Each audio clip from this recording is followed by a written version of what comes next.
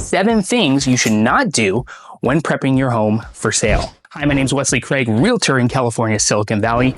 If you're new to the channel and interested in all things real estate and finance, make sure to like, subscribe, and hit that bell icon so you don't miss any future content. All right, number 1, major kitchen and bathroom remodels. The first thing you shouldn't do is undertake a full remodel of your kitchen or bathrooms. These projects are costly and you're unlikely to recoup your investment. So instead, focus on smaller, impactful updates. Paint the cabinets a neutral color, update the fixtures, and make sure everything is clean and functional. A little aesthetic enhancement can go a very long way. Number 2, replacing the roof.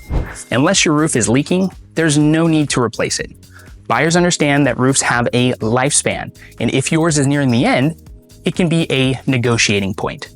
You might need to offer a pro-rated credit, but you don't need to cover the full cost of the roof. So again, negotiating point. One thing you can do is if you know your roof needs to be replaced, you could get a few different quotes from multiple roofers before you list your home. That way, if that's a negotiating point, you could provide the buyer with how much it's going to cost and negotiate on splitting that cost. Because buyers, they inflate the prices. So they may look at that and be like, oh, well, the roof needs to be replaced. That's going to cost me $100,000. When in reality, the roof may cost you $25,000, $30,000. So if you have that ready, they can't inflate that price and negotiate way lower than what you want for your house. Number 3, new flooring. Before considering new flooring, try a deep clean. You might uncover beautiful hardwood floors beneath the old carpets. Not likely, but if you do, there you go. If the carpets are beyond saving, opt for neutral, budget-friendly replacements that fit the style of your home in your neighborhood. Consistent flooring throughout the house can make the space feel larger and more cohesive. So last thing you want to do is say, oh, well, my kitchen has tile, and then I'm going to make the living room right next door. I'm going to put this hardwood floor, and then I'm going to make the bathroom right over here. I'm going to make that one a different one. Keep in mind that if you go one consistent floor all through your house, that's going to make your house feel much larger. If you go to any new development and you see the houses they built, most likely you're going to see them, and this is very common, you're going to see them use the same flooring all throughout the house. That's going to make it appear larger, and that way you're not cutting off each space and making it feel more compact and smaller. So larger is better, so you want that. So if you're replacing the flooring, try your best to do the same flooring throughout the house.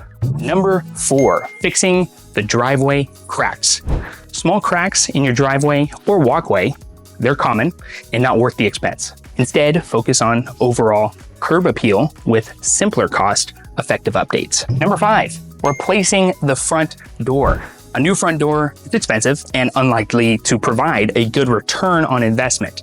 So instead, give your existing door a fresh coat of paint or refinish it and update the hardware. Hardware is cheap. You can get that at Home Depot for like $3 a hardware. So, and I believe your front door is only going to have 3 hinges. So if you can do that and you have basic screwdriver skills, each hinge has about 6 screws. So it's going to be very easy to replace that. And it's going to cost you nothing, but it's going to give you that nice curb appeal, and you don't have to go get yourself a brand new front door. So just keep that in mind. So remember, the fresh coat of paint, that can make a significant difference without breaking the bank. Number 6, new window coverings. If your window coverings are outdated, simply remove them, take them off. Light and bright spaces are appealing to buyers. So the last thing you want is a dark, depressing house. Removing old curtains and blinds can instantly change the whole vibe of a room without any cost. I don't know why, but some sellers, what they'll do is they will close all their blinds. I had a seller that was selling their house, and they would put blankets over their window, which made no sense. That just makes the house feel dark and sad, and the lights weren't even bright enough to light up the entire area. So if you can, take them off.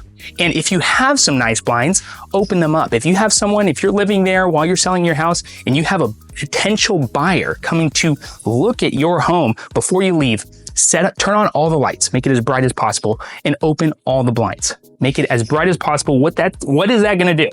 That is gonna make it feel much brighter, more open, and it's gonna give them a nice family-friendly feel when they walk into your house. Quick story. I had a buyer I was representing. Look at this house. And we were looking at multiple houses. We went into one house. As soon as we opened the door, it was dark, it was sad. They had all the blinds closed. And the first thing she said, she didn't even look at the rest of the house. She walked in the front door and said, nope. Nope. And turned around and left. And I said, hey, while we're here, let's just look at the rest of the house. And she said, you know what, Wesley? You know when you just feel it? When you just feel it? This home, I'm not feeling it. I'm not feeling it.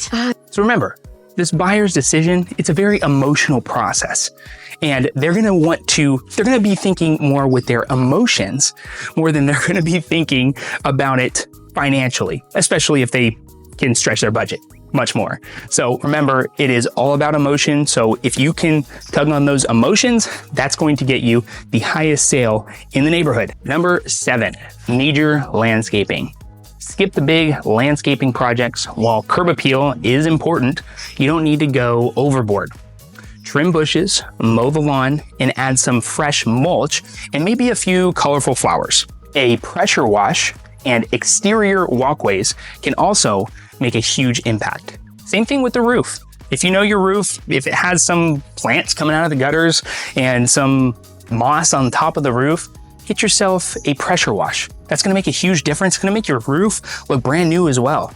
If they can get all that moss, clean out the gutters, make it look clean, that's gonna give your house a nice curb appeal, which it's going to create less objections when buyers go to your house and look at your house, and it's gonna make it more likely that they're gonna fall in love with it. Bonus tip, declutter and deep clean. The two best things you can do at no cost are decluttering and deep cleaning. Clutter makes spaces feel smaller, so aim for a clean, open feel. Remove excess furniture and personal items to help your buyers envision themselves in that space. And remember, a clean home is a desirable home. So pay attention to kitchens, bathrooms, floors, and windows. Kitchens, for example, perfect example, coffee machines, toasters, appliances, all this extra clutter that's going to be on your countertops, make sure to just remove it, especially for the showing. If you're living there, that's understandable. But if you know you have a few showings or if you have an open house coming up, take all those appliances, put them in the garage temporarily or under the cabinets, in the cabinets, get it away from the countertops. Make the countertops look like you have as much space as possible. One of the most common objections I get is, oh man, the kitchen's small. So do your best. And even if you have a small kitchen, and I don't like to use the word small, I like to use the word efficient.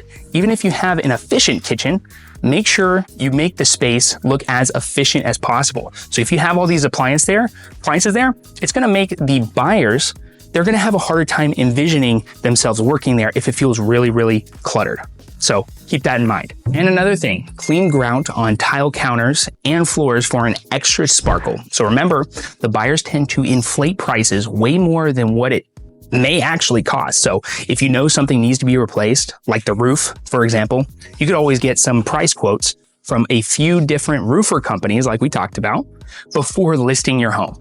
That way you have something to provide your potential buyer if they try to negotiate the price way more than what it's actually going to cost to fix whatever needs to be fixed. Thank you so much for watching and happy selling.